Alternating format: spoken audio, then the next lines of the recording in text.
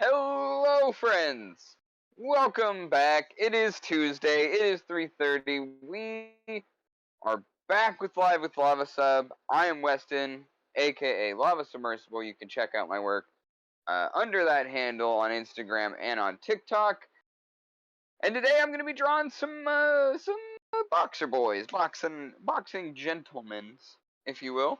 I have been watching Vasily Lomachenko fight for for a few years at this point, and I just get a little bit inspired every time I see this guy in the ring. He he is an artist, and as an artist, I can respect it. So yeah, yesterday I started messing around and came up with a little bit of a doodle based around this fight that he had with I believe it's Anthony Crawla. Um, it was a solid fight, you know. Crawla looks like somebody who would take just about anybody apart, but Lomachenko is a special fighter. So I just started I took a few frames from this fight and just started trying to map them over. Not really sure what I was doing at first, but I kept all my layers separate for each of the frames I had, which as I'm doing it, I'm kind of flipping in between layers, and well, I think you see what I see is that this could work pretty well as a little animation. I've never done animation before. I don't even, I've avoided it for a long time because I don't even feel confident enough as an artist to animate a thing. But I started picking these really simple colors and just outlining and filling. Really simple stuff, just trying to get this idea out essentially. And that's what I kind of had at the end of it. You know, I was looking at this and I was like, yeah, this would look pretty cool if it was animated. I'm being real. Um, and yeah, so I threw it into my TikTok and messed around with a little bit. I mean, I think I did a little bit of screen recording in this app. It gives you that or it allows you to do stuff like that. Uh, and yeah, I used that on my TikTok, slowing it down, speeding it up in places, and it looks pretty solid. I've set it to one of my favorite current bands, Horror, spelled Ho9909. Really fantastic music. If you're like into alternative hip hop, death grips, things like that, I think you definitely should check them out because yeah, they are really good.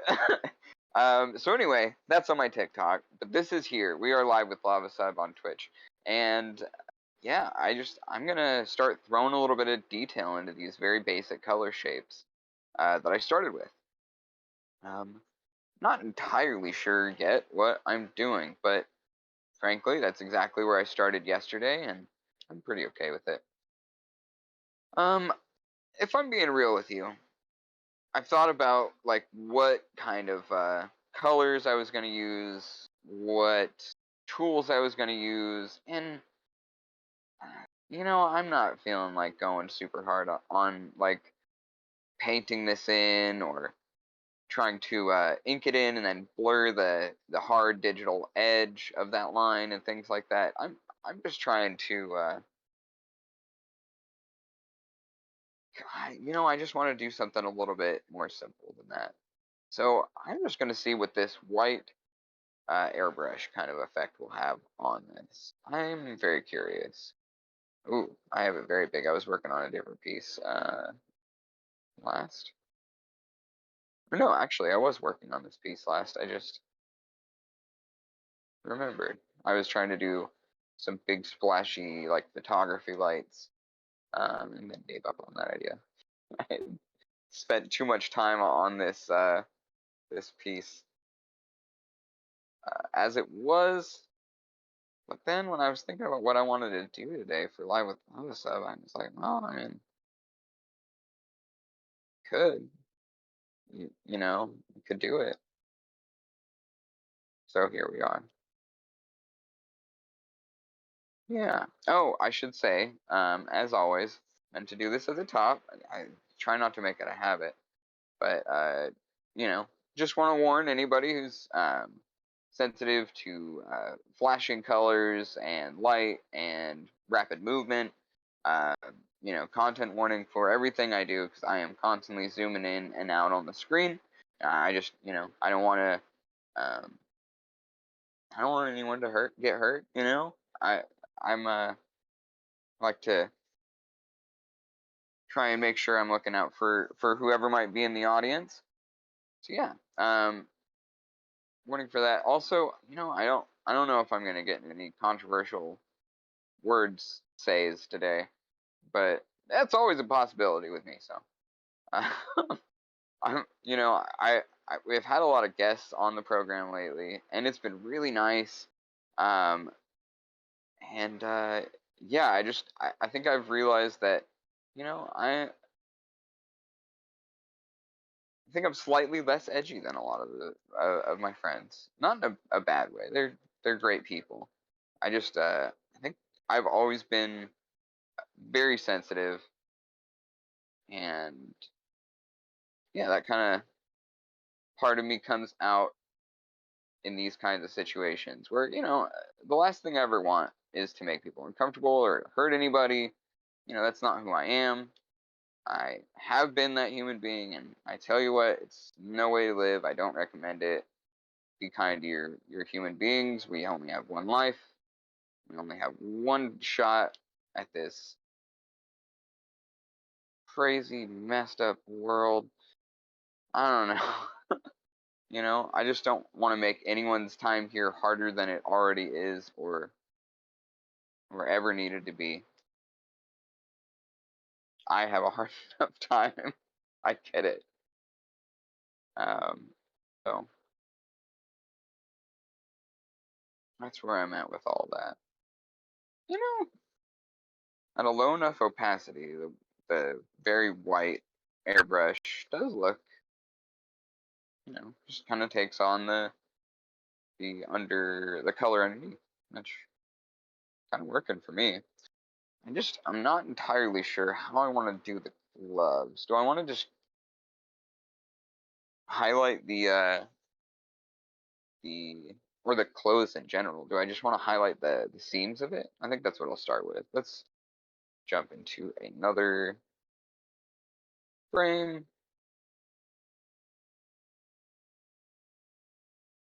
See what this looks like. Just trying to do an outline.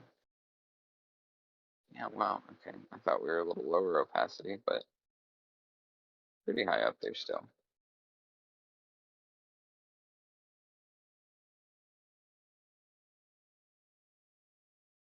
Oh, okay. So this is a big old boxing glove thumb.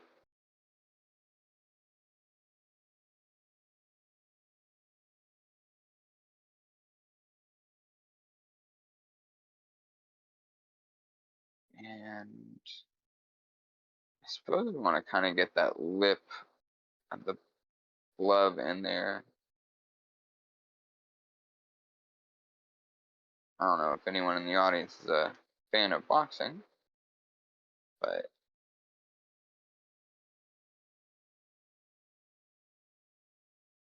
I've been watching it for a really long time actually. Dad was really into boxing. We used to watch that. That was like the sport that I like to watch with him, he also liked to watch like tennis and golf. I just never got that. But boxing, that I got. I remember there was this boxer, Prince Nassim, really incredible fighter that we watched when I was younger. Uh, just incredibly agile. In fact, we've the same or similar weight class as good old Lomachenko here, but I can't quite recall. This was a long time ago. I think he has sons that fight, like multiple sons that fight now. We love to see it. Yeah, I just used to watch this guy and be in awe of the way that he moved.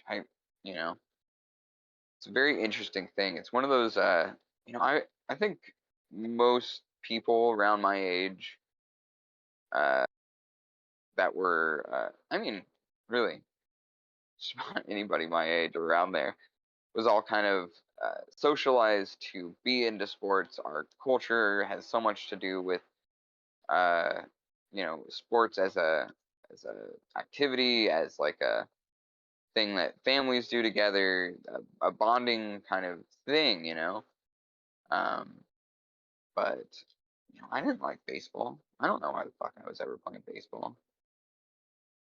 I never liked baseball.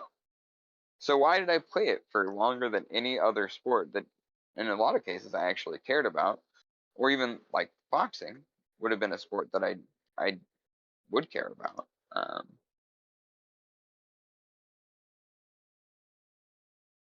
It's a weird thing, especially because it's so cultural and so familial. A lot of the time, how many of us really had a choice, like what sport we were going to do or what our level of involvement was? I mean, this is something I talked to a lot of my friends about um, over the years. It's it's strange. I know for a lot of sports, they were just concerned that, oh well, this is gonna be bad for your body, or you might get concussions. I wanted to play football at one point, but that was just like that was another sport that I wouldn't have had any fun in. But yeah, it's true. I did think about it at one point, talked to my parents about it, and they were like, "You don't want to play football." And I was like, "No, no, but I do. It sounds like fun. All my friends are playing and stuff like that." But yeah, they were like, "Well, we don't want you to get injured." And I think like in hindsight, I'm like, "Yeah, so you calling me small, mom and dad? How rude." No, but it's true. I think they weren't incorrect in assuming that I would probably be injured. I was always one of the top 5 smallest people in any class I was ever a part of at school. Um, and yeah, so it wouldn't have been unlikely for me to get several concussions. Although I would have also had a lot more ability to uh, improve my strength and things like that. Which, I don't know if you know this, but baseball sure as shit won't. I mean, not at the level I was playing it. That's for damn sure. Anyway, I was always a big fan of martial arts in general and boxing. I just it's such a I know it's brutal. It's hard to look at sometimes. A lot of people don't like it, but I think it's a really beautiful sport. Um, Especially like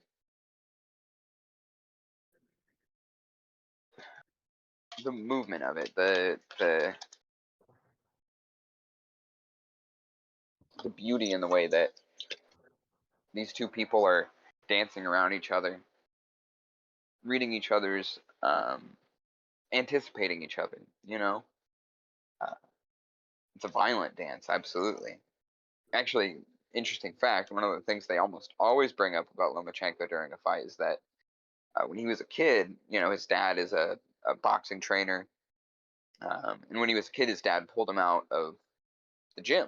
It's like, what we're gonna do is instead of having you train boxing your whole childhood, we're gonna put you in like this school for the Ukrainian like national like dance. Not clear on the name of it or anything like that. And I don't want to be insensitive, so I know that that was a big part. He didn't step back into a boxing gym until I think he was in his teens. Um, and when he did, all of that training, that knowledge of how people move together, that ability to read a person's body language and anticipate their next movement. It's incredibly helpful in dance, especially when trying to do it in synchronicity with other people. But it's also obviously really important in a fight.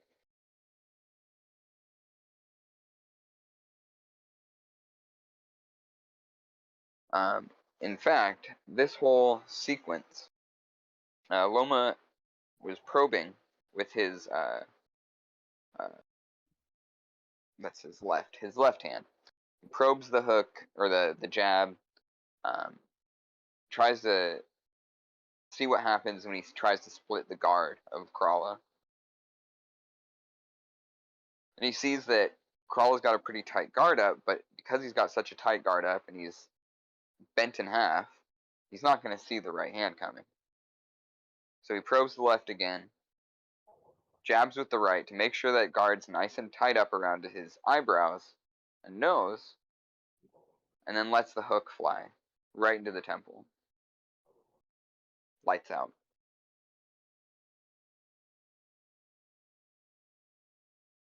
Lights out. Beautiful sequence. And a really beautiful fight the whole way through.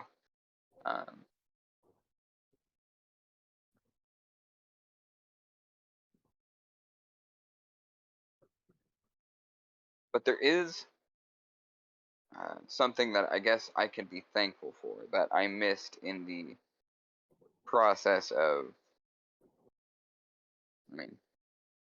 in the process of learning more about the martial arts community over the last few years, because, I approached it pretty, well, cautiously, I guess.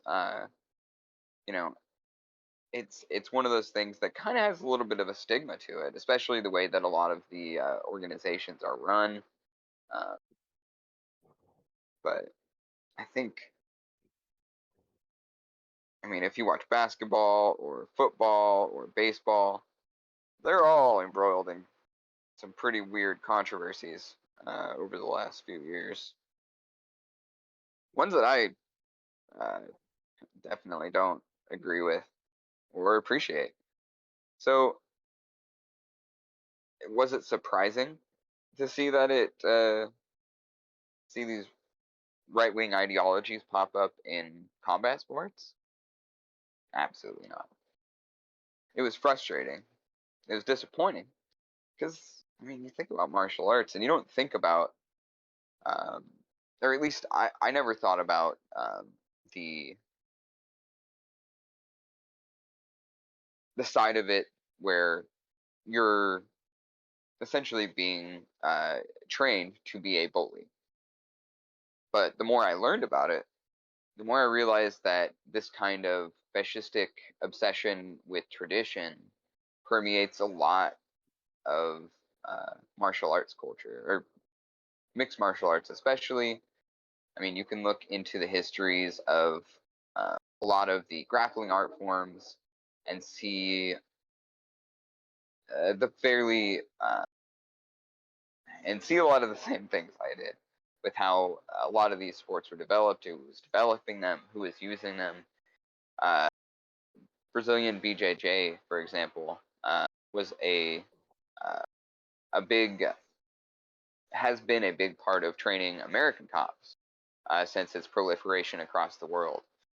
It started out in some interesting circumstances, but the way that it has proliferated across the United States, especially, and across the world, has definitely brought with it some very aggressive right wing leaning ideologies and obsessions with, the red flag. I think maybe a lot of Americans don't appreciate when it comes to fascists is the idea of tradition being one of their dominant, uh, what's the word?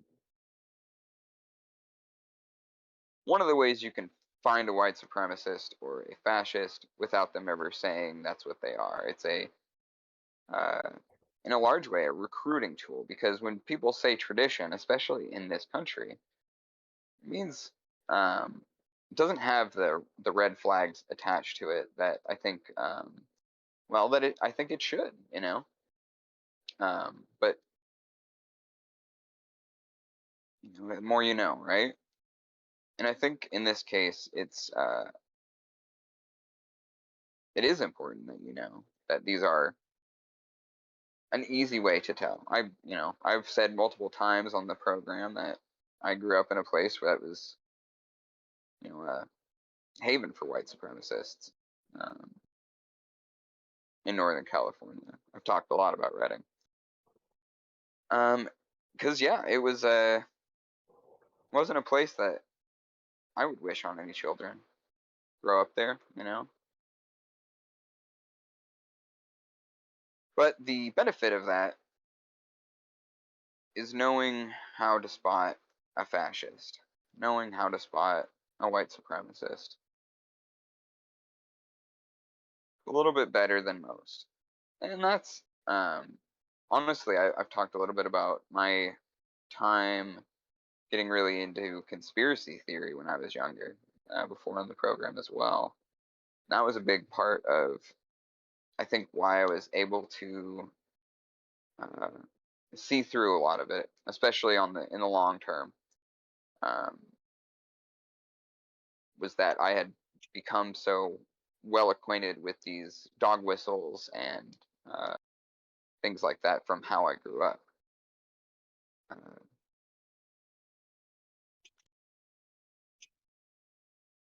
so,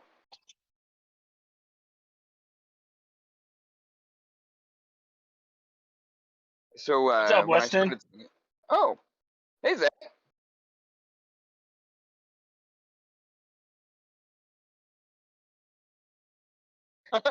we are, I guess, being joined by my buddy Zach.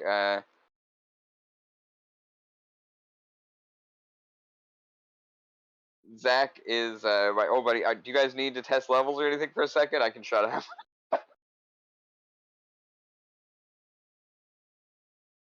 Yeah, Zach is a good old buddy who we grew up together, so Zach knows pretty much exactly what I'm talking about right now. Uh, we were talking actually, and Zach also, like me, for I think a much longer period than I did, took martial arts as a kid. I took a few classes here and there, especially when I was living in Sonoma County as a very young kid before my folks split. I moved to Redding.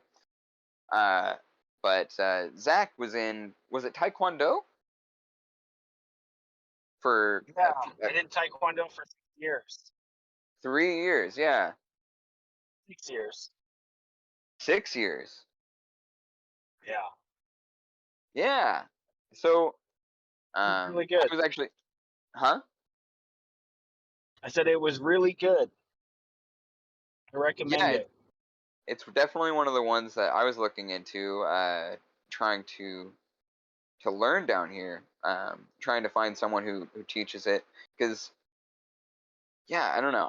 I just think there's something really beautiful in the focus on legs and kicks, because it's not something that I am any good with. I can rudimentarily throw my legs out in front of me and things like that, but I'm much more adept at, like I was saying, I watched a lot of boxing as a kid, and those were some of the things that uh, I gravitated towards, especially as I got older and I really started getting bullied and had to learn how to defend myself. And that was my dad came up and bought me a punching bag and showed me how to throw some punches, like rudimentary stuff. And yeah, it made a huge difference in my life. And I've always been really, I think, um, appreciative of that. It's one of those things where like a skill I actually needed was taught to me by a parent. This is a rare occasion. Well, I think for myself, the best part is um, the character training. Like we would learn before we even did any exercises. There was a huge level of respect and sanctity that you had to bestow to your sensei, to your dojo, and we would learn the definitions and practices for indomitable spirit, for integrity. You know, if you had a sparring session, if it looked like the person you're sparring with was injured, you stopped immediately and checked on them, like that. It was all the things that you learned to not become a bully, or to actually help someone who's being bullied. Like, I thought that was the most rewarding experience of my training. Exactly, yeah. And like because I was talking about a lot of the dog whistles that a lot of people learn, especially in the well, I mean, it is across the world, and I keep saying especially in the United States, but it's not especially. However, in the United States, it's, I think, a lot easier to point out because a lot of these people are dumb chuds and can't mask for like 5 seconds the fact that they're fascio goobers. But what's really important is a lot of the things that get left by the wayside, like respect for each other. You know, understanding that with you know, great power comes great responsibility and things like that. And training in a martial art, learning how to physically use your body to uh, stop people from being uh, attacked or things like that. Being able to use your body like it's a weapon is something that you have to have a certain amount of maturity for. Understanding of the fact of the consequences, and you know, what happens when you concuss somebody, or when you've injured somebody or things like that. Understanding that we're all, you know, these fairly fragile biomechanical machines that, you know, I have just this odd consciousness attached to it that you you know, I think might be one of the more important aspects of that word salad I just spit out, is the fact that we are conscious and we have a conscious, a conscience. I was trying to do wordplay, but it was pretty messy. But yeah, I'm just glad, Zach, that like they were teaching you that there are um, fundamental like responsibilities that come from being able to hurt somebody. Yeah, Having I that don't. respect for each other and all that. Yeah, I know not every school is like that, but that was definitely the best part about the one I went to. Yeah, It's and funny it though, I think some of the most realistic applications that I had was actually just learning how to fall. Learning how to fall and not injure yourself. yeah, dude, that's real, especially with how much Like, pratfalls became a part of tuck and our roll. shtick. Yeah, like that's where, like, it was great seeing like Sammo Hung or Chris Farley, like all these very physical, heavy actors, you know, comedian or martial arts or otherwise, that I kind of idolized, and I could do some of the stuff they could do. It was cool. Absolutely, yeah. Especially like um, the aspect of it that is so creative.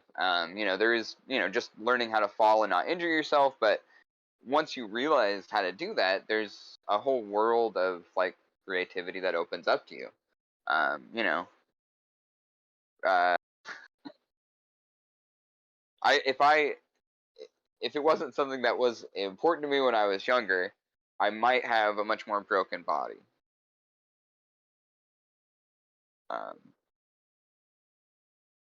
Because you know, Zach can recall at least a couple of shoots where one in particular where I fell down the stairs 14 times in a row and we still didn't get the take because I was inebriated. Uh, you know, I think part of that might have had to do with um, my my very relaxed body, I guess, falling down those stairs more than any kind of training I might have had, because I wasn't thinking very clearly, obviously. However, yeah, it's something that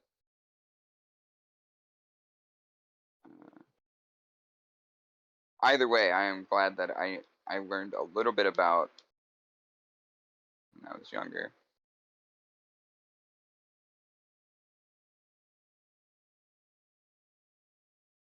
Man, okay. Well, I just wanted to pop in and say hello, and it's always nice hearing your voice, buddy. Aw, well, thanks for popping in. You have a wonderful day, my friend. You too, bud. Talk to you guys later. All right. Okay, so frame one. We have a little bit of the line work and a little bit of the highlights in there at this point. I think I don't want to go too hard on this. I know. Let's see. I'm just gonna merge my highlight and my line layer because they don't really merge too many places. It'll be fine. And that way I can hide it easily and not take up too many layers here. Alright, so second frame. Let's give this a shot. Maybe I'll try and do the highlight and lines on one layer this time just to see save me the time merging them. What the fuck was I talking about? I was talking about the dog whistle of traditionalism and things like that. I was talking about uh, the problematic nature of a lot of combat sports. Yeah, yeah. I mean, I think it's no more clear than like a lot of the. I mean, especially the major press coverage of things like the UFC fighters. You know, there's not many times where you hear a UFC fighter is in the news and it's for something incredibly altruistic. uh, um, unfortunately, you know that whole organization is pretty fraught with issues. They are the biggest promotion, and I do still watch some of those fights, but usually on YouTube after they've happened because I'm not paying. uh, not sorry, Dana. You can eat my shorts, you friggin' dork.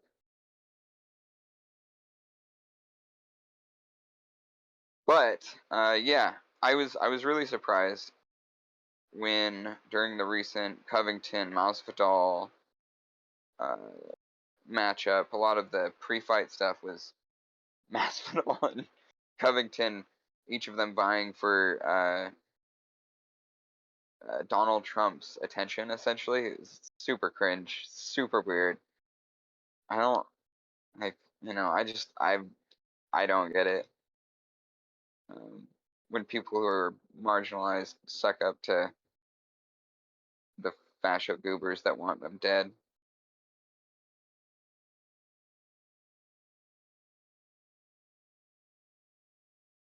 What's that? Oh, fear response. Yeah. No, you're probably 1,000% on that one. Uh oh.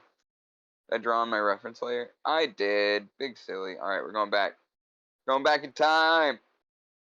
Which reminds me of the game. Oh man, we didn't stream. Shit. Yeah, you know what? I'll talk about it because we didn't stream it a couple of weeks ago, or yeah, it was a couple of weeks ago at this point. Um, we played a game on. We played a game of You Awaken in a Strange Place. If you never heard of it, I really love this game. It's written by Jacob Andrews of the Drawfee team. Um, just it's a game that works really well for me and my brain. Like, I love D&D. I will play D&D if you're running it, but I could never run a campaign in D&D. I am not that person. But in You Awaken in a Strange Place, it's so much more improv game than actual like tabletop RPG. You have a lot more opportunity to kind of role play and be in a character and have fun with it. Um, Usually, I mean, the game is recommended for 4 players, including the GM. So 3 actual player characters, uh, and and so it keeps the numbers pretty small. I mean, I've done it with up to 6 before, but the way the game is built is definitely for a fewer amount of people. Uh, we played a game basically just on Discord the other night. Um, when we realized one of our regular games was going to get canceled, or we weren't, we had some issue. I can't remember what it was, but we couldn't play, so we decided we were going to just keep it moving, and ended up playing a little bit. I ran a game of You Awaken in a Strange Place with Zach, who was just here, our buddy who's in another game of ours, our buddy Sasha, who's in another game of ours that you'll be able to see soon that I can't talk too much about. Um, you'll see a preview soon on the tubes, and probably here as well. So keep your eyes out. Oh, thank you. Yes. So you'll actually see the uh, the preview for it during the next Ironhearts game this coming Sunday. So keep your eyes on the Ironhearts either way. I mean, we're having a blast there, and we're gonna be telling you some really exciting information coming from our channel, first time on that program. So come join us this Sunday, 6:30. And I guess in the meantime, you could also check out our Patreon. What's our Patreon link? Patreon link popping into the chat. Okay. Um, so you can find us there in case you really love what we do and want to help us not starve to death. Actually, that was a big thing I was going to talk about today. Yeah, I have been making art for a long time, and I just been trying to analyze my prospects. I've been living in LA since just a few months before the pandemic, and tell you what, uh, not having representation and all of that stuff has made working really difficult, especially when when I consider my options of potentially paying some aggregator of uh, commercial or extra work that makes me pay either yearly or monthly to potentially get jobs that I have to hustle my ass off to even potentially get. That's for any artist, actor, musician, any of them.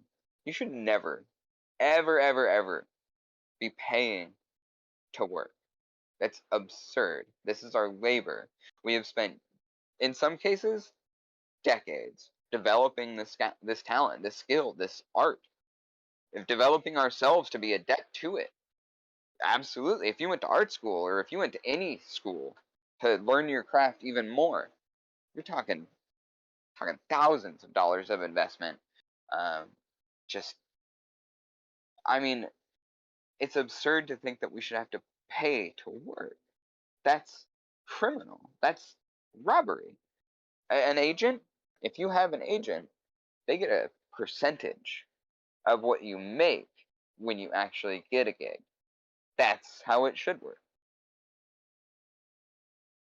Unfortunately, there is no shortage of scam agencies, agents who are overworked, agents who uh, take on your clientship and then give up on you for one reason or another. Agents who absolutely don't live in this realm that the rest of us inhabit, live so outside of the reality that most of us exist in. They can't comprehend even the cost of ice cream. It's that Lucille Bluth meme. What's a banana? $10? Uh, it's that, but in real life. I'm unfortunately, in a way, I'm frustrated. I've never got to learn this firsthand. Because I would, I would be outing motherfuckers right now. But no, unfortunately, I've not had an agent since I was a child, and I can't remember any of their names. So, and also I don't remember any of that, so I couldn't tell you much of what happened then. Childhood trauma's a motherfucker. Anyway, the point I'm making here is that there's no there's no way, there's no conceivable possible way that artists can make it out of this, all of us. If you want to continue the situation that we currently live under, where some of us are able to eat very well and some of us dig through the trash, then don't do anything. Let it go as it happens, as it currently stands.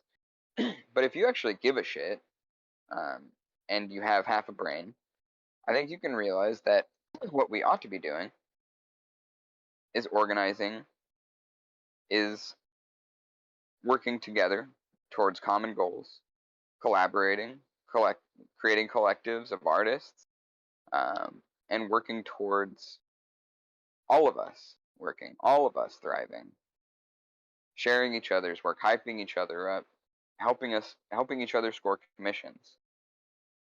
We live in a world where instead we are told we are competitors, and I cannot tell you what an absurd and cruel lie that is, especially to tell young artists.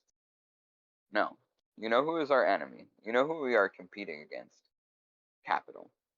That is our enemy. That is who tries to uh, continue to subjugate us, to keep us at a point where we have to hope that someday, you know, we'll meet the right person and they'll bring us out of this situation, because that's an exploitative position they're allowed to have.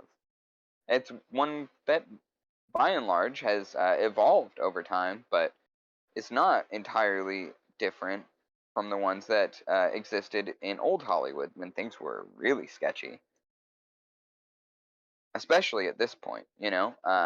Instead of um, studios, what studio do you work for? It's what's your side gig? What's your what social media do you do? How big is your TikTok following? Things like that, and those actually come up on your jobs when you're looking for work as an artist. I cannot tell you how many times I've been looking at a submission and see that they're looking for someone with over 100,000 followers on Instagram, on TikTok, on Twitter, wherever they feel like, whoever's paying them probably. And you could say that, Weston, what are you doing? Being hostile to the industry is going to ruin your career. And baby, my career is already over. At least as far as that is concerned. I am obstinate. I am stubborn, and I'm a weird little punk rock goblin.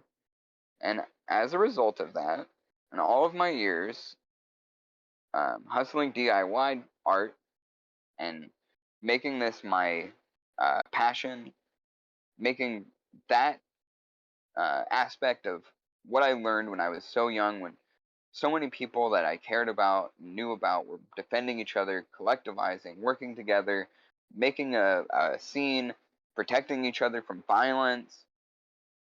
I mean, that culture, that's who I am. That's a big part of my identity. It is not just something that I think about. Being a punk is in my core. It's who I am, even before I was a punk.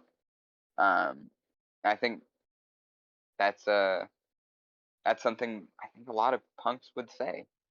You know, at least a lot of the ones I've met in my lifetime. It's not that we wanted to be edgy little teens. It's that we needed a community that would fight for us, that would defend us, that we could fight for. People that are outside of the common cultural misconception that we are all in this alone. We're not. And we shouldn't be. We should never try and think of ourselves as alone.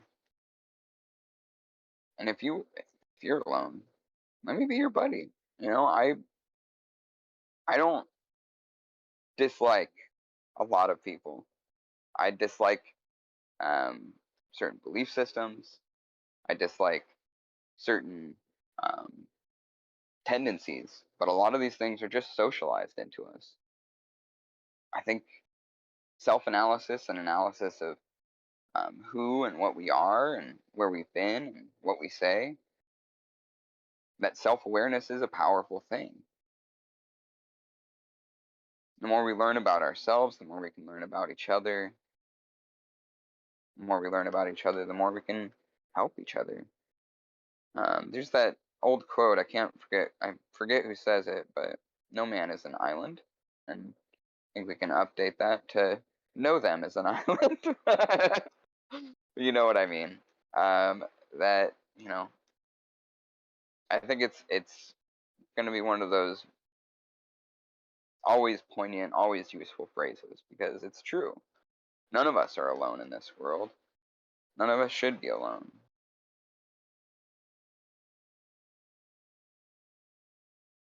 It's, you know, it's a beautiful thing when we come together and see a mutual goal to its end. And honestly, it's empowering knowing how much easier it is when everyone has their own thing that they're bringing to the table, that they're able to offer, that we're able to trade back and forth as laborers under the system that doesn't work for us, to subvert it, to make it work for us, whatever way, by any means possible, by any means necessary.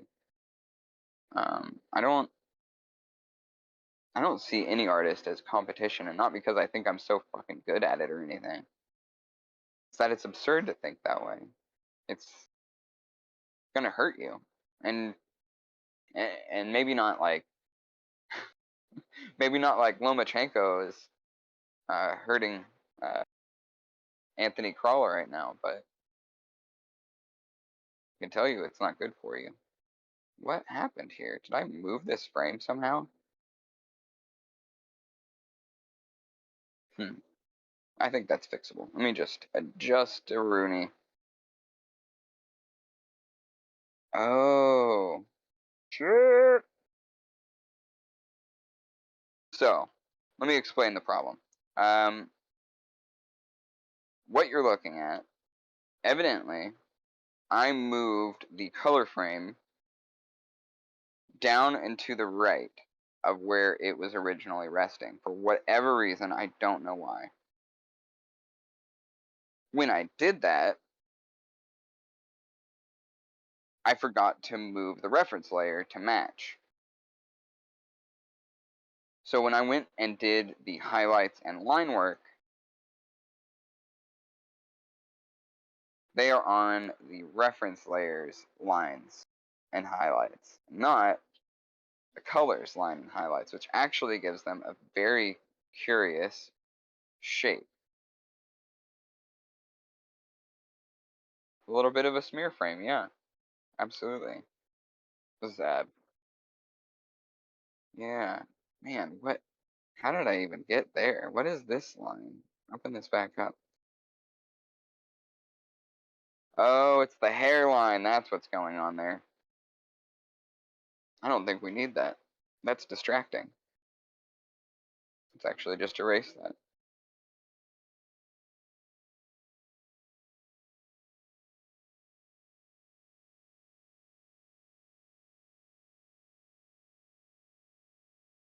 And and it's gone, yeah.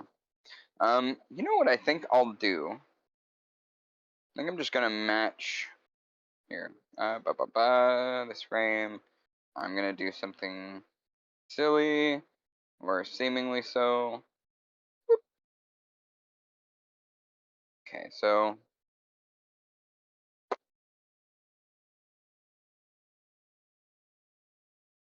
what I need to do, oopsie,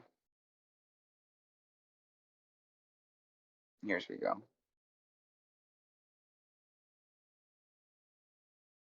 I'm just giving myself a really rough edge here, kind of come into try and matchy match. And then we can just delete this layer. That booty. Uh-oh, I'm on the reference. Oopsie.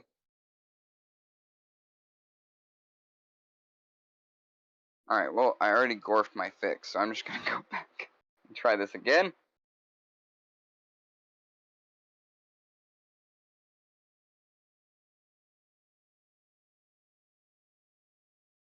Cool.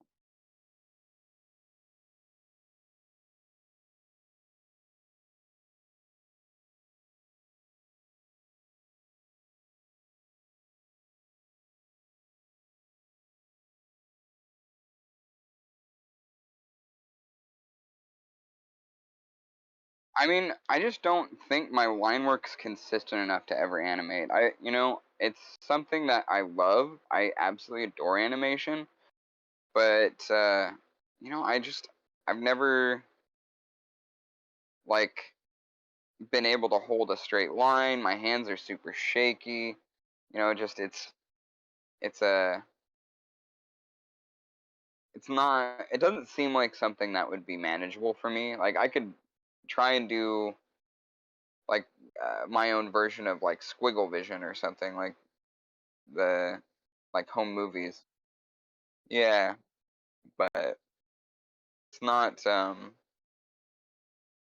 it's not something I have a ton of confidence in myself about.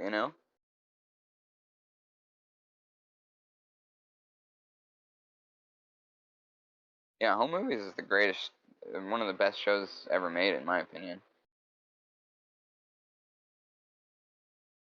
Um,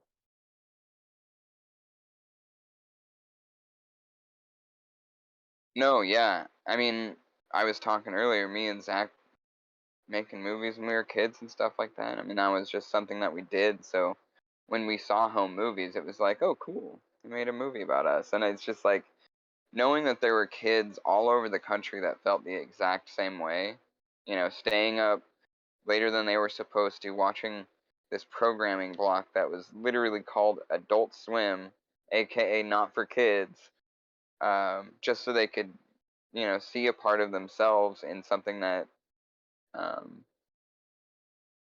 that was on TV and in a way that, I mean, especially at the time, what the hell was on that had anything to do with younger people that was actually good? Home movies was like a breath of fresh air. Like a lot of like, they were trying to cash in on the popularity of things like Boy Meets World and stuff like that. While everyone loved Boy Meets World when it was on, it's not like a show that has a lot of like. Look at how well the reboot was received. It's not on anymore because it's not like that was their drama. Like was their criminal activity.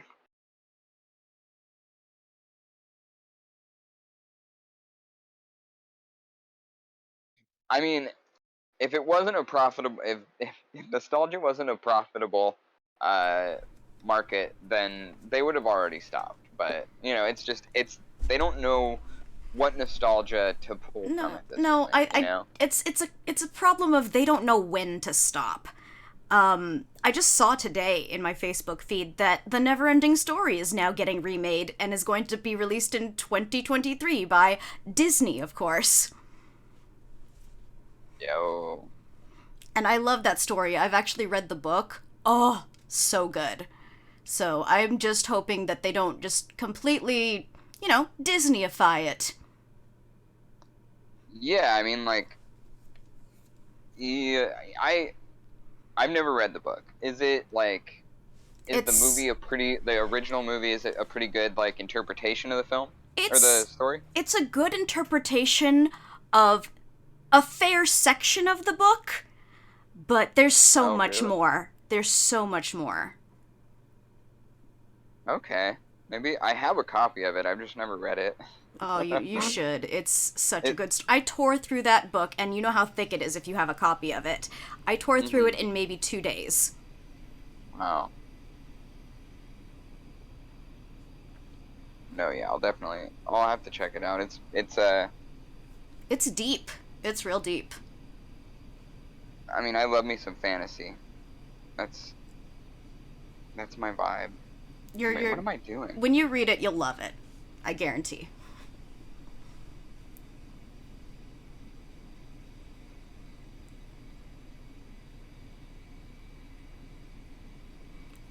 It still blows my mind that you do all of this with your finger on your phone. Yerp. Yerp. Are you on mic? I am on mic now. I turned it on. Okay. Yeah, I do. I don't recommend it, but it works for me. I haven't gotten to a point where I'm like, I need to do something different. This is driving me completely insane. But, you know, it'll happen eventually. Yeah, well, I always, I was a mouse painter for a long time, like Ronnie. And then I got a Wacom tablet when I went to school for digital art and mass communication. And it was such a huge difference and such a huge improvement right away that I have never gone back. I can't imagine how effective you would be if we got you a tablet. I have a tablet. I just don't use it. We got one a while ago, and like it's a good tablet. Oh, I've got a shitty little one too. Mine is a Huion, like the smallest one you can get, the 420 model. Oh, yeah, no, I think ours are Huion too. I don't know. It was hard for me to get too into it. Just like the setup is a pain. I don't like our laptop's kind of a piece of shit, so it's a crapshoot on whether or not it'll like even work the way we want it to most of the time. It's, you know. All right. I should check my other frames because this one's driving me a little nuts here. Nope, time to switch. We're just gonna hide this for now. Pretend it doesn't exist. Let's see the next one. Is this off too?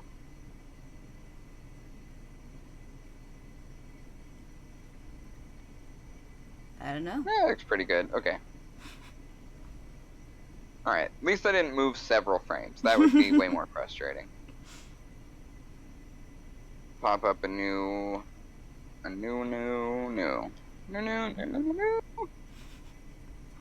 Is the tedium of animation getting to you already? No, just trying to not make more of the same mistakes that I keep making, like drawing on my reference layer and things like that. Can you lock your other layers? Yes, technically, but it kind of is a garbage function. Like, it doesn't do what it's supposed to do. Like, it won't prevent me from drawing on the layer sometimes. Well, that's silly. Yeah. That's like the thing that it's supposed to do. Yeah, like, here, I'll lock it down just to, and let's see, today, it lets me draw on the oh layer. my gosh. Yeah. Developers. Sometimes it'll lock it. Program developers, fix it. Yeah, excuse me. That's not what Please lock make layer my is supposed to bad. do. Yeah, you know, I don't blame them. I wouldn't do my job good either. I hate work. I mean, to be fair, they are probably not paid well enough. Exactly. So, you know, everyone should start paying people what they're worth. Yes. Just again, a thought. yeah. Just Again, a you can check out our thought. Patreon. It's in our chat. Yeah, and I put it in chat already, but the preview of, and I'll say the name of the show. It's called Sidequestered. It's already on the Patreon at the $5 level. So if you want to see it early, you can go ahead and just $5, boom, see it now. But it's going to air during the Ironheart's break on Sunday. The preview, not the whole thing. Yeah, and I have seen the preview of Sidequesters. I am actually part of the cast in Sidequesters, and I'm really stoked for this to be out and everyone to see it, because it obviously Sam has put a ton of work into it. Oh, it's such a labor of love, and I'm so happy with how it's looking. Yeah, and I'm really proud of how this adventuring party, or should I even call it an adventuring party? You can call it that. Yeah. It's an adventure. Who says an adventure has to be, like, outside swinging swords, killing dragons? Yeah. So it's a slightly different kind of adventure. Yeah, but we're really vibing. Everyone's got a pretty awesome, grasp for these characters, and I'm just really excited for people to see this. It's been a lot of fun, and I am very proud of the work we're doing there.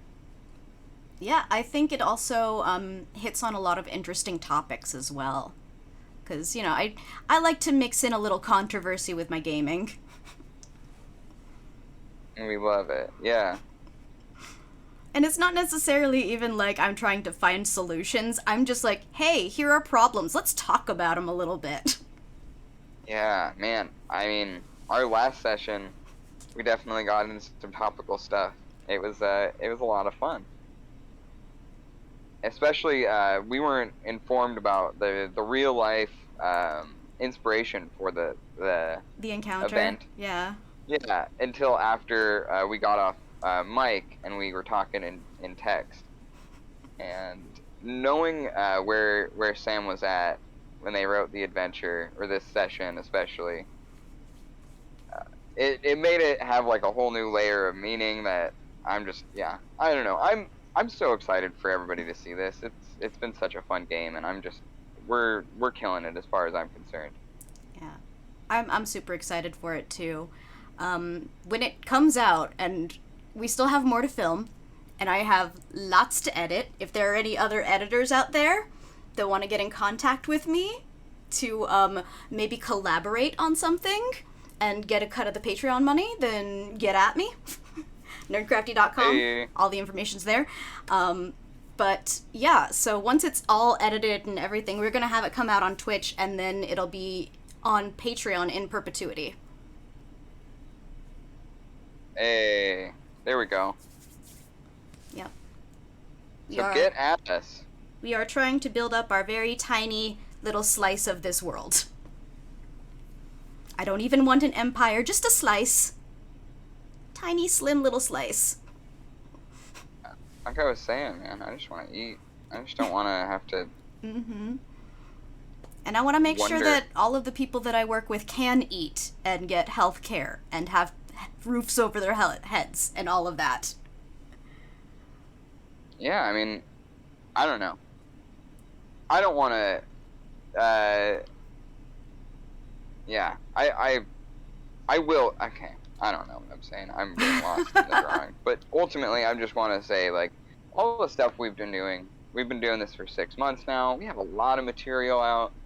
You know, if nerdy stuff is your jam, check out a lot of the stuff we've got going on our YouTube and all over the place. We are constantly hustling. We've had some really cool collaborations. Absolutely. Like, we did those panel chats for Tabletop Day with Legal Kimchi and Mads and Dungeon Glitch. We interviewed Alan Varney, RPG writing god. So, like, we've got really good stuff out there. You just gotta look for it a little bit. And if you like it, the least you could do is, like, send us a like, throw us a comment, just any level of engagement. You don't have to spend money yet. I understand. Money's expensive. Yeah. We're very understanding of this point. Mm-hmm. So yeah, but Also, like if you're watching this on YouTube, go over to the Twitch channel and hit follow, because we are 5 followers away from affiliate status. And then we can start giving you fun things like emojis and bits interactions and things like that. Yes, would not you like it? Wouldn't it you like it? Wouldn't it be fun to have a to D&D game where if you pay 1,000 bits, you can give your favorite character inspiration? I would be into that. I'd pay $4 for that. Or whatever, I don't know. Whatever these I don't know cost. what the conversion cost is. But that's the type of Either thing way. we want to do. Yeah. We've got tons of creative ideas, and not all of the time in the world. So Yep. the more help we get from our audience, you wonderful folks, Mm-hmm.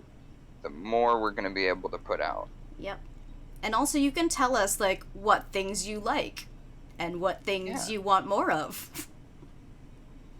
Please, any input would be amazing. It might seem like one of those things you get told all the time that, oh, that's parasocial, don't do that, kind of stuff.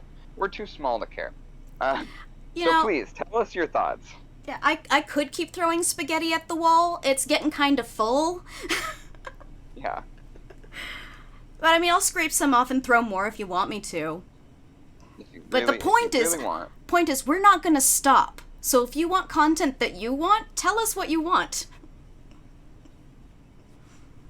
That simple. Just let us know, man. Mm-hmm. Help us help you. Oh. Any more cliches I can throw in there? No, that's my favorite one, though. For the record. It's a good one, to be fair. Solid.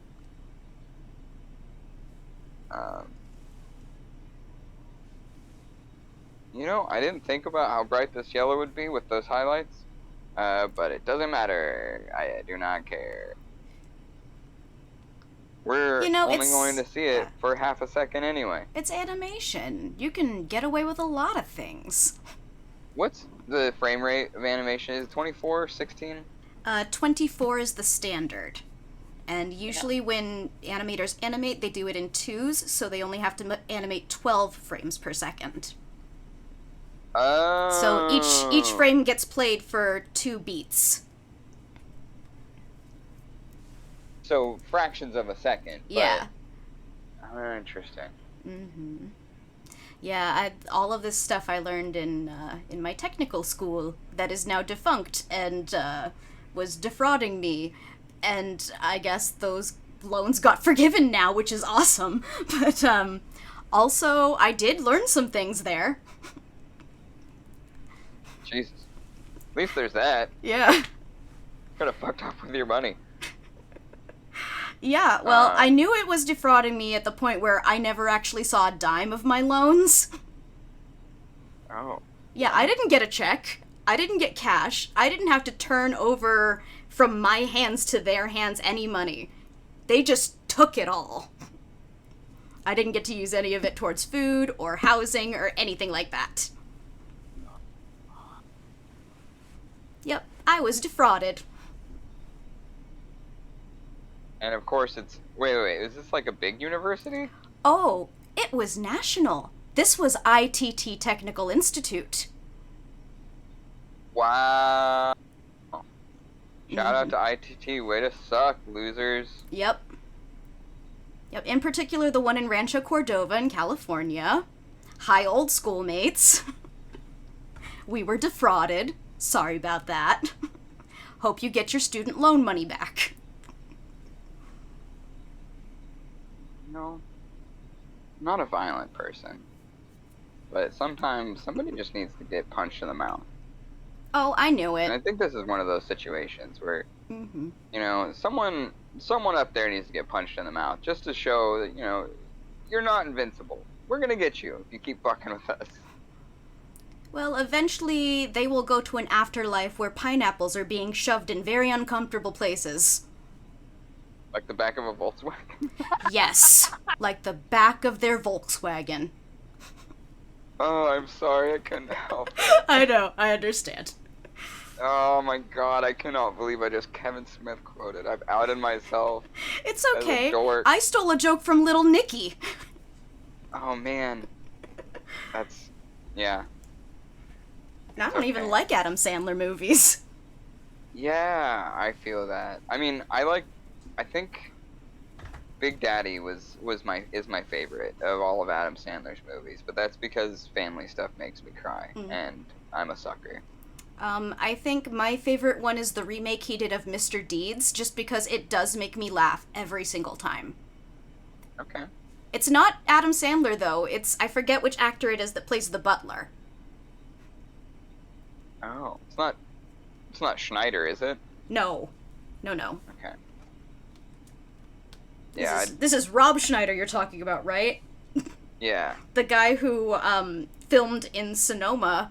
They filmed the animal there. The town hall was their police station in the movie. And by high school, we walked down to go and watch some of the filming, and Rob Schneider, snubbed us. Man. Imagine being so cool that you snub high schoolers interested in the same line of work that you're in. Mm-hmm. Sucks to suck. Yeah. You know, Rob Schneider is a disaster anyway. What a garbage man. He's in his lane, I'm in mine. I can totally ignore him at this point. His Oh no! What did I do? I don't know. What happened? I might have messed up. Let me see. No. Uh-oh.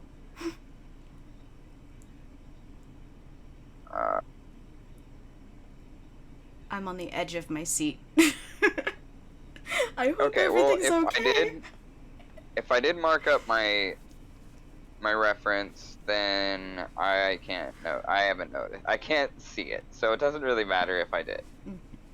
Ultimately, I don't care. It's fine. I might have to redo some lines just because I don't know if they actually made it in. But that's okay.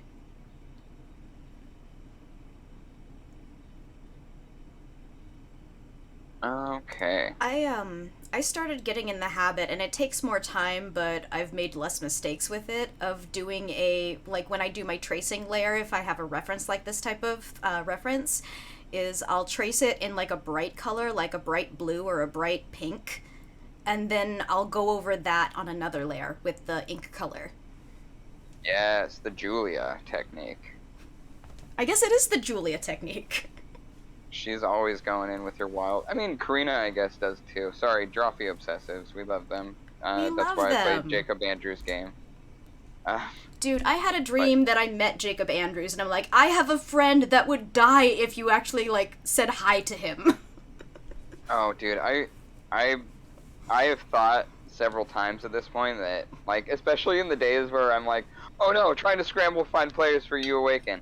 I've thought so many times of just hitting up Jacob and just being like, reach hey, out. do you want to play the game you wrote, bro? I'm playing and I need a fill-in. Dude, minute. Has he ever gotten to play the game that he invented, or has he only ever run it? I mean, I don't know, but it also seems like he wouldn't care. I don't know. I'm sure they're busy people, but would it hurt to reach out? I don't know. Well, you're the professional, man. I don't think I should do it. Okay. I will find No contact pressure. information, be like, hey, we're big fans of yours and are inspired by you. Would you want to collaborate at some point? You don't Well, have hold on. money Let to me- pay you, though. Yeah. Let me just check users in chat and make sure none of the Drawfee people are here right now. If you are... If you are, we're big fans of yours. Yeah. That would be the most unlikely of scenarios. Yep. But I also...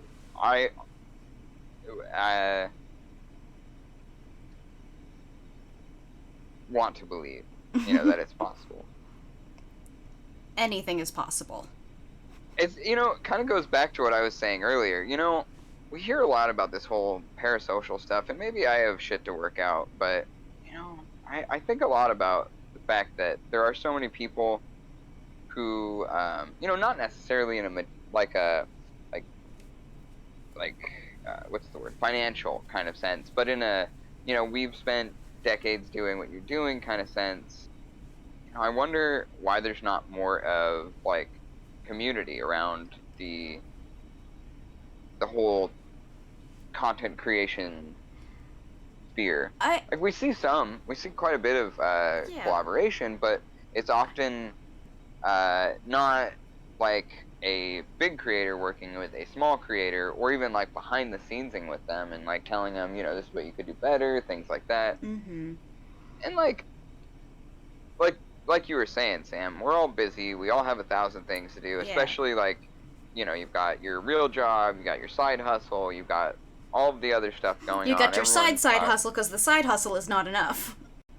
Exactly, So I get why it's not more like, it's not more common. Mm-hmm. But especially once you're at a certain point, it's just like, it could be, we could be all working together on something, like in a way that benefits all of us in a different way, and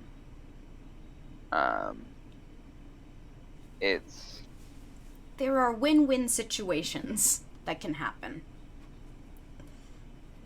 That's for sure. Exactly, there's a whole lot of people that would like to see independent artists and art not survive. There are very few people that are fighting back against that. So I just want to see more fighting back against it. That's all. I just think like there's no greater tool than art in it's so funny in the way that it's able to radicalize people, in the way that it's able to help you see outside of your own perspective, which is super important to be able to learn how to do. It's a incredible tool that is ultimately reduced to being another way of earning income or profit. And it's kind of a heartbreaker. I just think in a lot of ways. It's such a funny stance when you think about it in the plainest of terms, though, that there are people who are like, I don't like art, I'm going to fight artists. It sounds so ridiculous. Yeah. These are the same people who have, like, all of the Netflix and all of the streaming services. I'm like, what do you think you're watching? That's the big, that's the thing. I mean, like even if you're just watching the news, you're still seeing art. Somebody had to come up with that composition. Somebody had to do the lower third. Somebody had to come up with those nameplates. Absolutely. That's all art. I think a lot of the misconception is that, like, it's not. Is that it's,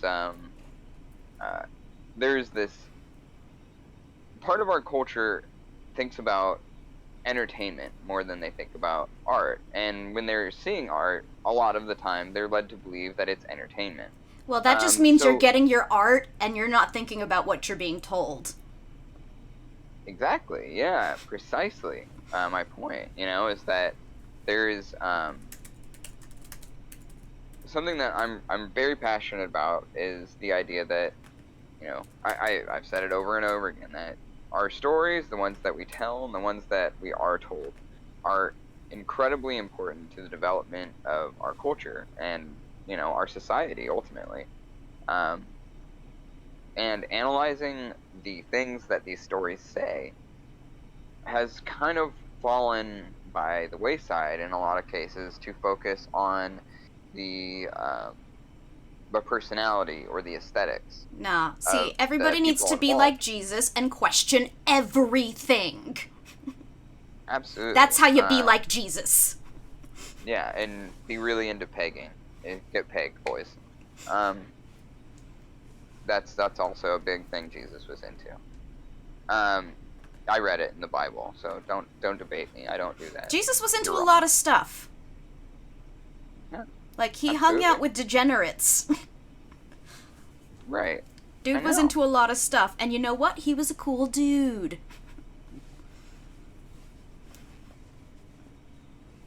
Like, literally chillest person in the whole Bible.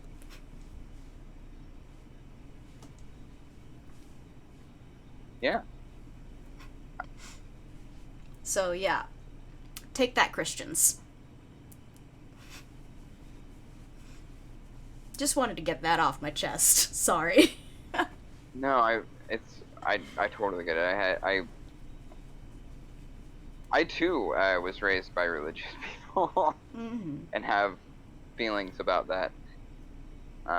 You know, it's true though that I think kind of going back to like this entire like to how we got here is that, you know, a lot of the time people are told to read the Bible, never read it, and then are told in sermons about someone's interpretation of the Bible. And oftentimes that interpretation is in bad faith and has been a learned interpretation that from years of going to school to be a priest, essentially. You know, I know a couple of people from my past that was the path they chose or tried to choose at different points, and you learn a lot of things that aren't true as truth in those kinds of places, and your ability and freedom to interpret information is reduced to, I mean, very little. Ultimately, you are supposed to do as you're told and think what you're told, and any deviation from that is abnormal. So yeah,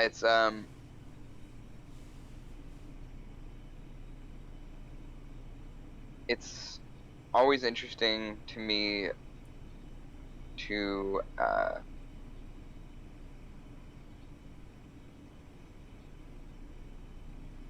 have those conversations, because like I was saying, you know, a lot of the time their interpretations of these stories are in bad faith. And if you've read the Bible, I mean, genuinely, I was messing around a little bit about the pagan thing, but I'm pretty sure he'd be into it. But if you have read the Bible or any religious texts, especially from the New Testament, you know that there's in the character of Jesus a lot we aren't really told. You know, this in some passages there is an obvious inclination of that character to overthrow, to destroy, to unwind the hegemonic order of the day that they existed in. There's a story about Christ sharing water. I can't remember what verse or what book or anything like that, but there's a story about him approaching a well, and there's a woman standing there, and I think they're from two cultural groups that coexisted in a similar area. I can't remember all the details of it, but ultimately Jesus and the woman from this specific cultural group was told ends up in a conversation with Jesus. And the thing is those two cultures were ultimately didn't interact.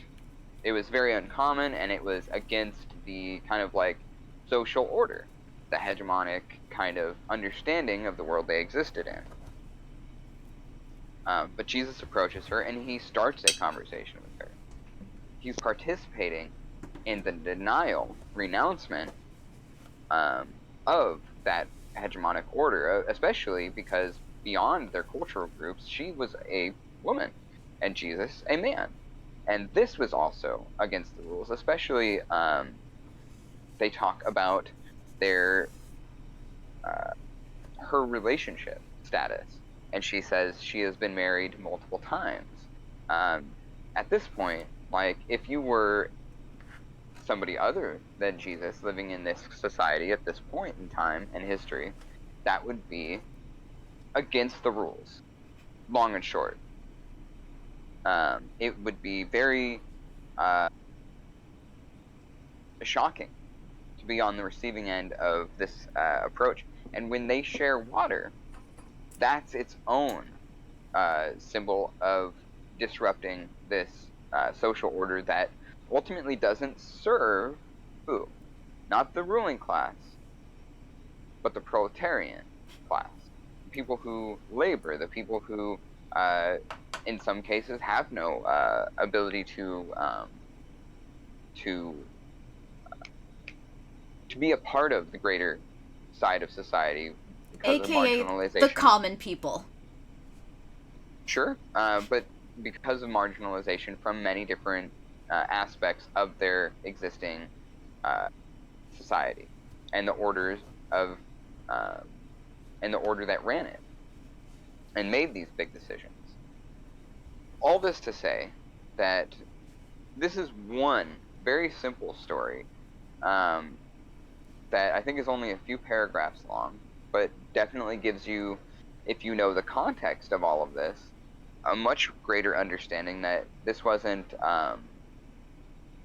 somebody who was there to uphold law and order, like we are often taught the Bible is the intention for, is to uphold the law, human law and order that we supposedly have learned from this great book, which ultimately we find over and over again is untrue. It's in not that almost great every a book. capacity. I get so bored with that whole begetting section.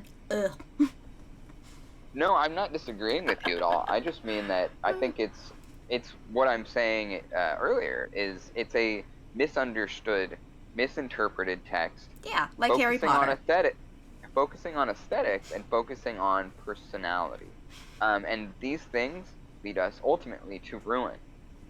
Lead us to misunderstanding the point of the material, the point of the text. We forget about the historical significance of these characters and these stories and the stories that these characters are central in. I think we can look at the Bible, or we could look at just about any other text, modern or otherwise, that we are familiar with. Name it. I will, kind of like, I'm just saying that often we're not grasping the actual story. We've been led in a way, especially in our culture, to analyze material in a shallow way. And I think that's intentional, because if you look at the years of decades, centuries, literal centuries of propaganda that have been utilized in the written word, in film, in music, it's appalling. It's aberrant. It's destructive to who we are as people. Art is part of us. Art is something that we have been making since before we could speak. Music existed before speech.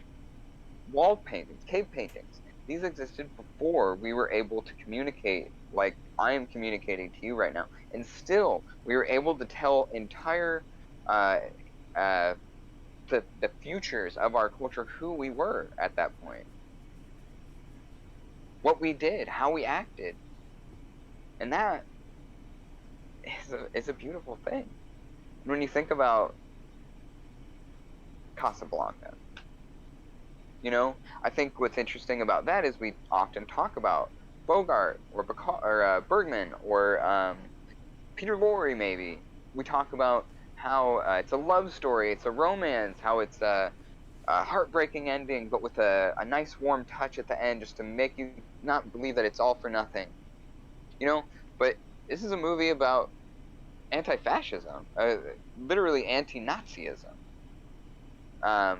It's a story about colonialism, the colonial power of not just Europe, but or of Germany, but of Europe. It's set in Morocco, a place that had been rocked over and over again by peoples not from there looking to exploit its people or its resources. And how many times did Siskel and Ebert talk about that? I don't know. Fuck those guys. We have plenty of modern critics and uh, critique aggregator sites that tell us these same bits of trivia and talk about the the functional ways that the movie was made. Maybe talking about the lenses they used, the cameras they used, the industry at that period, but very rarely actually approaching the material for what it's saying. And I think this absolutely is a one-to-one comparison or overlap with how we interpret biblical texts as well. You know, and I think part of it is that, um, yeah, I mean, I already went into the propaganda thing. Oh boy, I've been chatting for a long time and drawing very little. I didn't realize it was already 5:08. I was gonna run out to go pee real quick. So I will be right back, my friends, in just a moment. Okay, while Weston goes pee, let me tell you about how Harry Potter is a trans story. So it's about a young boy who is completely repressed. All of his true self is being held captive by this family who undoubtedly are being very upset by his presence being there. And then he is rescued from that situation and then taken to a world that understands him and a world that can teach him and a world that accepts him for who he is, where he's already celebrated for who he is. And it's about his growth after that and becoming his true self and becoming his most real self. Like, it's a great coming of age story, to be honest, and I think it does totally encompass a trans story because, I mean, Harry Potter is not treated as a human, right? And then eventually we find out, he never was human, in quotation marks, to begin with. He's this wizard, and, he's been a wizard the whole time, but no one's ever recognized him for it, and anytime his wizardry has been apparent in our muggle world, it's been shot down and just punished. Like, how is this not a trans story?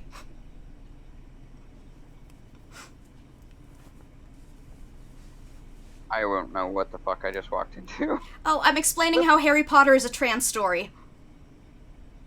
Oh, wow. That's a whole fire I want nothing to do with. I think it's hilarious because it is a trans story. It can be interpreted that way, and J.K. Rowling doesn't even see it. Yeah, you could make an argument for a trans reading of Harry Potter, I guess. Sure. I mean, it's, I'm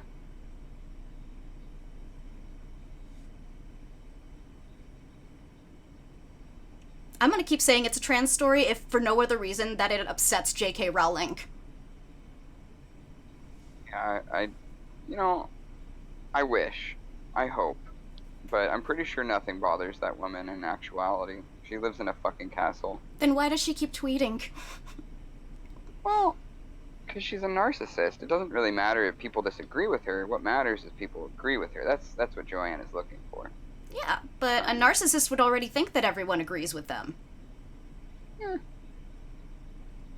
External validation is still an important part of that process, I feel like. So it's I don't know, that Trump we're doesn't paying need that. attention to her. Well, Trump doesn't seem to need any outside validation to think that he's correct in everything. but he gets plenty of it, regardless.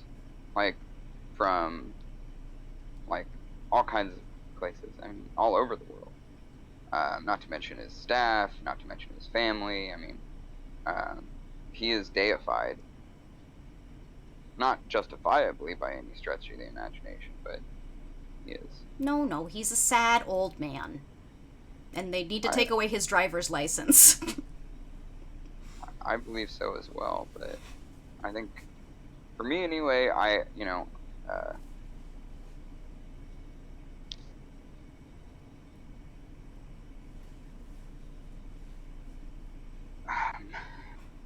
yeah,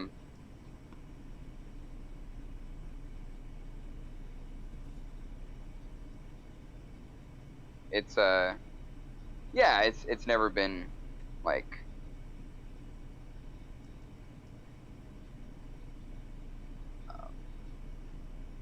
unclear that that both those two people are very unhinged and on ultimately the same political end of the political spectrum, regardless of what Joanne would say, or maybe even what Donald would say.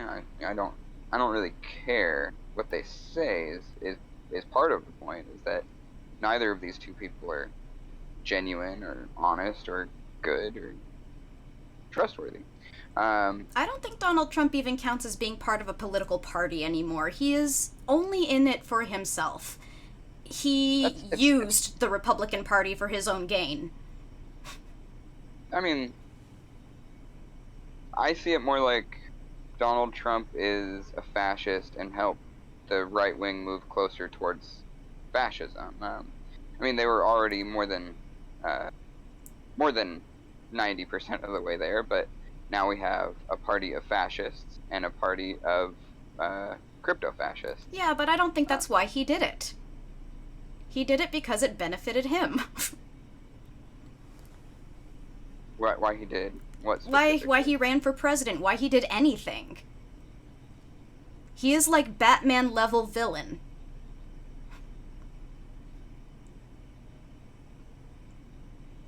It's a selfish man doing things for selfish reasons, and he doesn't care about anyone else. He doesn't care about the fires he leaves behind him. He doesn't care if he leaves a whole political party in shambles, as long as he gets the good end of the bottom line. I don't think it's ever been political for him. It's always been just power. Yeah, ultimately, we're on the same page. That's the ideology of a fascist. And more or less, I mean, it's obviously more complicated, breaking all of the pieces apart and trying to figure out which puzzle piece goes where, but the idea of power centralized into one person is the entire point. It's part of the method of changing a political party, of a society, from one that is run in a, it's hard to say what ours was before, but in some semblance of a democracy, leaning more towards a fascistic tendency.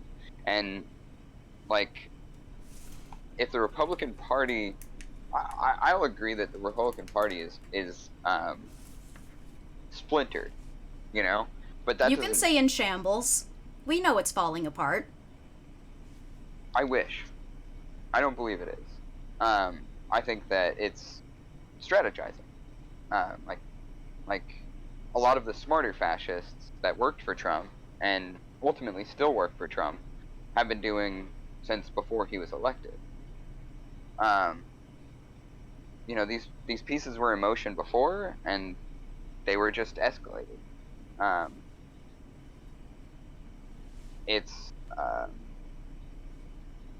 But yeah, the issue with the Republicans is real in that, you know, you have a handful of center-right people who have already been elected in, and a lot of people that are much further right, you know, just the fascist party of America at this point, that wish to seek those center-right seats or Democrat seats, but the frustrating aspect against fighting back against this rise of fascism in the United States, that pardon me, the frustrating thing is that there is so much even more disorganization amongst the the left, the center, and the liberals as well, because they're very distinct, and I don't think we really make that clear enough often enough, is that the Democrats are center to center right in general, by an average. You know, they are much more conservative than... No, it's definitely like on the spectrum of political beliefs, the Democrats aren't our friend. I feel like that's arguable, just because, you know, saying that It's like that all-encompassing statement like, oh, it's Democrats, all Democrats. No, we all have our personal gauges of where we are on different spectrums, and I think people tend to be more moderate. I know plenty of people who identify as Democrat who do have centrist views, but do lean more left. So let's not say that it's not fair to say all Democrats. Just like it's not fair to say all Republicans or all anything. I mean, you're kind of making my point, though. Like, do you see what I mean? Like, the left, regardless of what you want to call the left, we can't even agree on what the left is. Well, that's because everything has been shoved so far on the other spectrum to the left that now the centrist views are now considered to be extremist left views. Yeah, more or less, yeah. So, is it fair to draw the line segment with center off to, like, 1/4 on one side? Considering the spectrum of political belief as something that is consistent across history and nations, Democrats in this country are fairly conservative. Yeah, so then you're using the historical perspective to gauge what is left and what is right. Not one from the past, one that is current and consistent. How can something be both current and consistent when things are always changing? Well, scenarios are changing, but belief systems are fairly consistent. Ideology is fairly consistent. Well, that's ideology's flaw. It needs to be adaptable as well. No, what I mean is that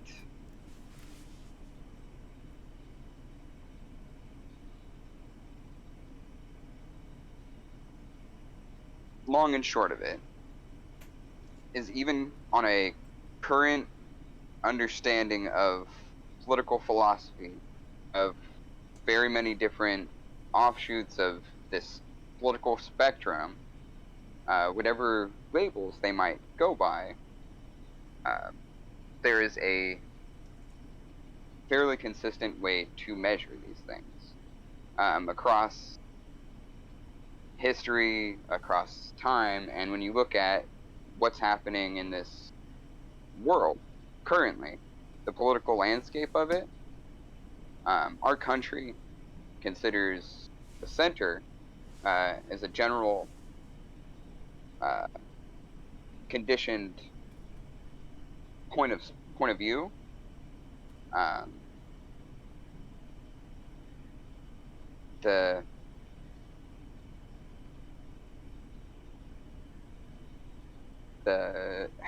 mean, ultimately, we tend to skew, as liberals, our liberal party and our liberal politicians, especially currently, tend to skew further right and towards the center than the left on an international scale, looking at all of the countries across the globe. And now, are you measuring just, like, enacted policies? Are you considering, like, viewpoints of the actual politicians? How are we measuring this?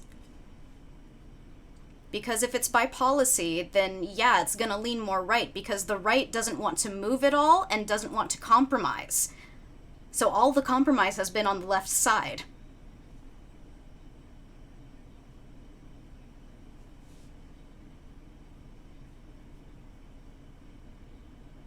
Yeah. I mean, I wouldn't say the left, but yes.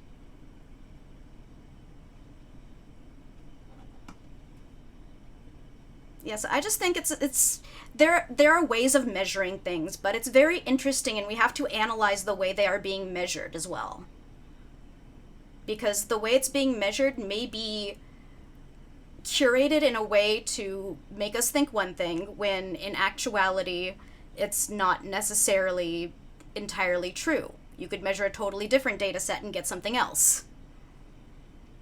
Like, we can't forget about, like, the fact that these facts are also presented to us in a way where they are polarized. They are meant to try and get us to think something. Science has been manipulated in so many ways to aid in politics. We have to make sure that we are examining things properly. I feel like that puts me more in the middle, and I don't mind being in the middle. Because I am totally fine with critically thinking through every single one of my political decisions.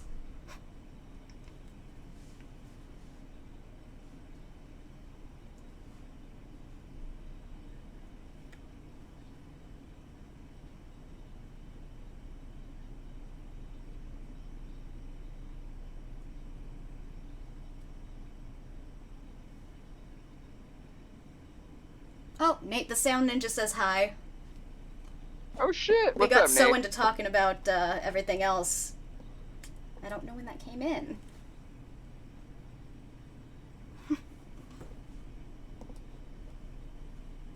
Yeah, he says, I have way too much work, it's not funny, but hey, buddy. Good to hear from you, brother. Sorry you're all bogged down, but I'm glad you're making that cheddar. I know how bad we all need it. Mm-hmm. In any case, Thank what you I so think much is for that we stopping shouldn't by. even have political parties anymore. We are at the point where we can go by popular vote for things. So why even have parties?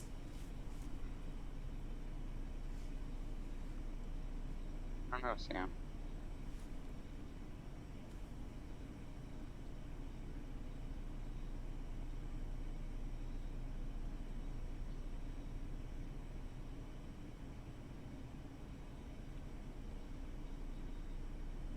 Interesting. Ah, Oh, there it is. alright. So we have a little bit of light and shadow now. I want to pump this up just a hair. Oh, this is the wrong layer. Oh no, it's the right layer. I just put it in the wrong place. Hey. I like that.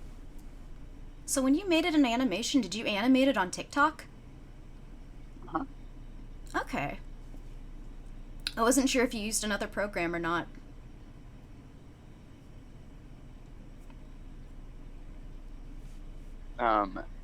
Yeah, I was saying at the beginning of the stream, I did a screen recording of these frames essentially flipping. Let me just show you what I mean. Merging my light and shadow here with my color frames. Probably going to regret this later, but I don't care. I am demonstrating. So yeah, so doing it like this. Got your first frame. Oh shit. Merge. Nope. Merge. Nope. Merge. There we go. You got your first frame. I would do it like this basically, where I just went. Next frame, hide the last frame. Next frame, hide the last frame. Oh, okay. And that screen recording, I was able to slow down and speed up on TikTok to essentially create a very low budget animation kind of thing. I'm pretty happy for how it turned out. You know what? I gotta fix this. I don't like that at all. Light shouldn't be going over the ropes like that. That was just a small little shadow of it. But yeah,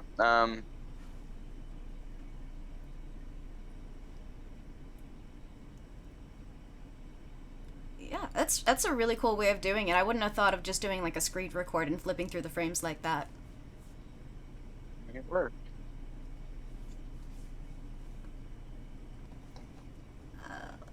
Oh, Nate got back to you. He says he's going vegan for a while on the Cheddar, taking a major break from audio projects, and he says that the images are looking awesome. And then it looks like Nate is off to stream too. When we get out, if Nate's stream is still up, we can go and raid him. Yes, we should raid into Nate. I would love that. If you don't know Nate, Nate the Sound Ninja is one of my old buddies from Sonoma County. His brother was my bassist and a member of like the weird little punk rock crew that I ran around with when I lived in Sonoma County. Nate is an incredible drummer and producer and just musician.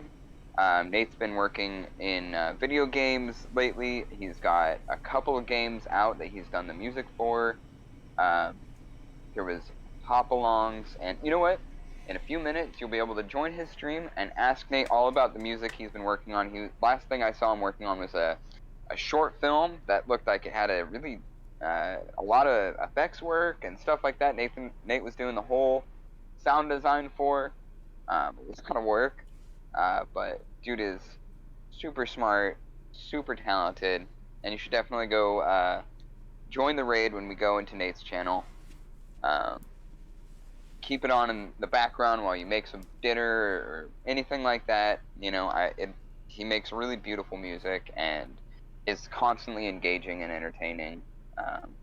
Great sense of humor, and just such a sweet human being. I mean, I could talk about Nate all day. He's just a great guy, and there are a shortage of nice men on this planet. That's true. Nate is definitely just one of them. Just nice people in general. Yeah. A lot of jerks. A lot of jerks out there. And, you know, on that note, my friends, I think I am going to call it on this drawing. You can find me at Lava Submersible on Instagram and TikTok. You can find me this Sunday at... you can find me this Thursday. Yeah, Thursday too. On our episode of Ignore the Bird, Follow the River. It's our long-awaited Willow Part 2 episode. I was having a super emotional day, and tell you what, all of that went into that recording process, and I feel pretty good about how we did with this Part 2 episode that I was so anxious about doing that I put it off for nearly 6 months. But it's a powerful episode. You can check it out this Thursday anywhere you get your podcasts. And on YouTube. And on YouTube. Yeah, it comes out the same day on YouTube. You can check it out there. And then this Sunday, of course, we are back with the Ironhearts. We might have a little bit smaller of a party than we normally do, but that might be something that becomes consistent for a minute. So, see how me and Julian and our friends that who knows who'll be there next time, how we all fare with a reduced party size in Schultz when, you know, our last session almost resulted in all of us going the way of the dodo. Yep. But I'm optimistic. I have a good feeling about this next session, and I have a good feeling about the Ironhearts in general moving forward. It's one of my favorite things to do, and I hope you'll join us for it. Twitch.tv. Oh, right here. Yeah, here. Well, for the YouTube people. Oh, yeah. We do. So yeah, twitch.tv/nerdcraftylv. We are super close to making affiliates, so if you do watch anything we do on Twitch, please give us a follow. Follow. Only 5 of you need to now, but more can. Please do. Yeah. And on Sunday also, don't go anywhere for the break of Ironhearts because you're gonna get that preview of Sidequestered. Yes. A lot of exciting stuff coming out for us. Please keep your eyes on us, and I hope you have a wonderful, beautiful evening. Take care of yourselves. Take care of each other out there. I'm Lava Submersible. Bye-bye. Good night.